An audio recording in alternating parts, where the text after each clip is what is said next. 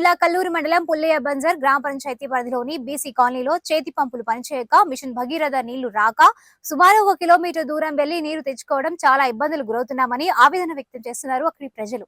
నీళ్ల కోసం ఎన్ని ఇబ్బందులు పడుతున్నా మమ్మల్ని ఆదుకునే నాదుడే లేడని వారు ఆరోపణ చేశారు.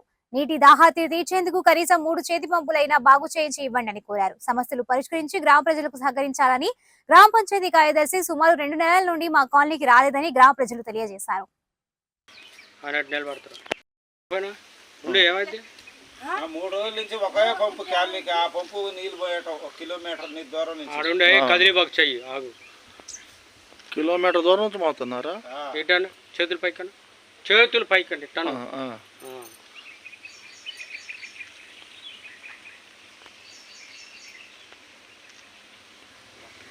బాగు చేపియాలి.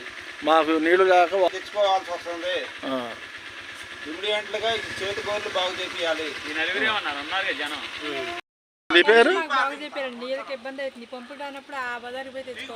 అవతల బజారు పోతున్నారా నీళ్ళ కోసం?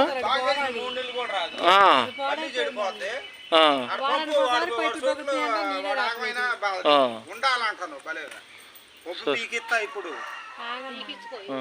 మరి లేకపోతే ఎవరు చెప్పారు? సెక్రటరీకి ఎవరు చెప్పారు? నేను తప్ప నేను కనీసం 3 సంవత్సరాల నుంచి చెబుతున్నా, ఇప్పుడు కాదు, వారానికి ఒకసారి పోయి చెబుతున్నా. ఎవరన్నా చెప్తున్నారా ఏడా? వారానికి ఒకసారి పోయి చెబుతున్నా సెక్రటరీకి.